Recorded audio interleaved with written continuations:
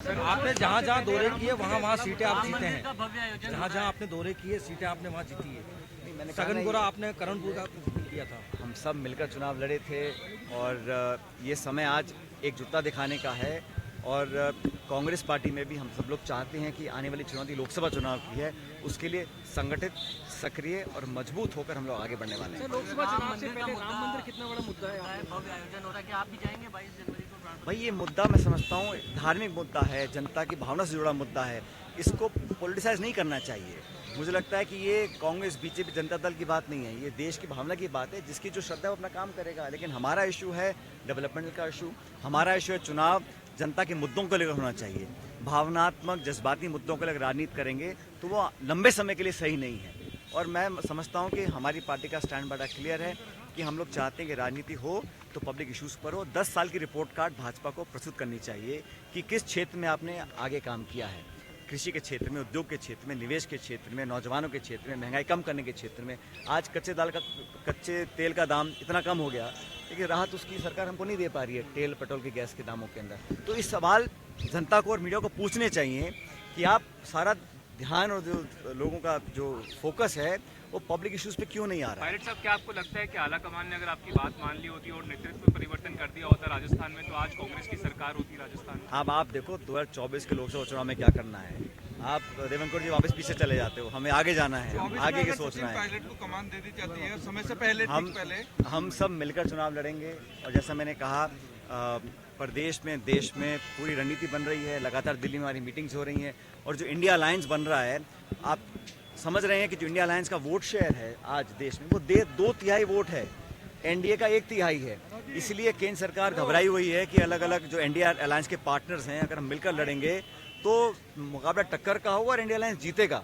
इसलिए हमारा seat sharing की चर्चा चल रही हैं। बहुत जल्द हर स्टेट में हम एक सीट शेयरिंग फॉर्मूला बनाएंगे, चर्चा होने के बाद उस पर हम अमल करेंगे। और बहुत जल्द हम कैंपेन भी चालू करेंगे। लेकिन राहुल जी की जो यात्रा निकलने वाली है, मैं समझता हूँ इसका बहुत एक सकारात्मक प्रभाव कांग्रेस के कार्यकर्ताओं और देश में पड़ेगा।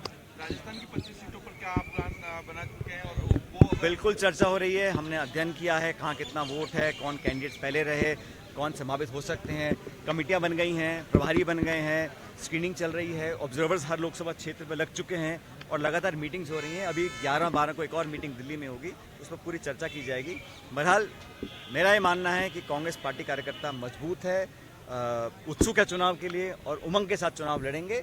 और पूरे उत्तर भारत में और पूरे देश में कांग्रेस पार्टी का परफॉर्मेंस बहुत अच्छा रहेगा। आप योजनाओं के नाम बदल जाते हैं, इंदिरा रसोई का पुनः रसोई योजना कर दी गया। अरे भाई, आप उस योजना को बेहतर बनाएं, कोई दिक्कत नहीं है। लेकिन ये पहले भी किया था उन्होंने, जब राजीव गांधी केंद्र बने थे उनका नाम उन्होंने बदल दिया था, अब फिर बदल रहे हैं। तो नाम बदलने की राजनीति केंद्र सरकार भी कर रही है और राज्य सरकार भी कर रही है। सरकारों को चाहिए नई शुरुआत करें, नई परिपाटी बनाएं, अपनी लकीर लंबी बनाएं, नई योजना बनाएं, नई प्लानिंग बनाएं। तो वहाँ तक तो अभी कुछ काम किया नहीं है, अब योजनाओं को बदलकर संकेत देना चाहते हैं। तो मैं समझता हूँ ये कोई बहुत अच्छा एक पॉजिटिव डेवलपमेंट नहीं है, और ये काम सरकार केंद्र की भी करती है, राज्य की भी कर रही है।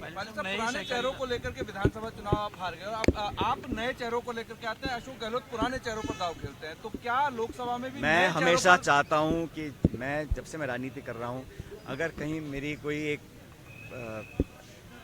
पहचान बने तो उन व्यक्तियों में बननी चाहिए कि मैं हमेशा नौजवानों को और नए लोगों को मौका देने के पक्ष में रहता हूँ। चाहे वो नगर पालिका चुनाव हो, चाहे पार्लियामेंट चुनाव हो, नए लोग, नौजवान लोगों को, प्रतिभाशाली लोगों को मौका मिलना चाहिए। ये कांग्रेस की भी सोच है, यही उदयपुर डिक्लेरेशन में हम लोगों ने कहा था। और मैंने पिछले 25 साल में कोशिश की है कि नौजवानों को अग्रिम पंक्ति में लाके खड़ा किया जाए। राजस्थान में सहकारिता मंत्री देखते हैं आप क्या किसी पार्टी के साथ कांग्रेस का? नहीं, जिन स्टेट्स में सिर्फ भाजपा कांग्रेस का है वहाँ मैं नहीं समझता हूँ कि कोई अलायंस की ज़्यादा गुंजाइश है। लेकिन बाकी ऐसे बहुत से राज्य हैं जहाँ पर इंडिया अलायंस के पार्टनर्स मौजूद हैं, महाराष्ट्र है, बिहार है, बंगाल है, वहाँ लगातार हमारी बातें हो रही हैं। और कोई कितनी भी कोशिश कर ले, लेकिन इंडिया अलायंस मजबूत रहेगा, इंटैक्ट रहेगा, और हम लोग ऐसा एक 1-to-1 कॉन्टेस्ट बनाएंगे कि एनडीए को हम पराजित कर सकें। उनकी सरकार किसानों के कर्जे माफ करेगी जिन किसानों के कर्जे रह गए हैं बकाया। देखिए, बहुत जल्दी है, सरकार अभी बनी है, अभी मंत्री अपना पदभार संभाल रहे हैं, उनको समझने में समय लगेगा। लेकिन घोषणाएं तो उन्होंने अपने भाजपा ने घोषणा पत्र में की थी, कितना अमल कर पाएंगे ये समय बताएगा। लेकिन एक जागरूक, चुस्त और मुस्तैद विपक्ष का काम कांग्रेस पार्टी करेगी। विधायक मेवाराम जैन के मसले पर बीजेपी चुटकी लेती हुई नजर आ रही है। मेवाराम जैन के मसले पर बीजेपी चुटकी ले रही है। तो हमने कार्रवाई करी है उनके ऊपर जो करनी थी, और मुझे लगता है पहले कर देनी चाहिए थी। ये कहा जा रहा है कि पायलट साहब अब राजस्थान से दूर हो गए हैं, आतंकवादी बनाए जा रहे हैं। मैंने पहले भी कहा था, मैं था से दूर कौन नहीं, अब कितने चले।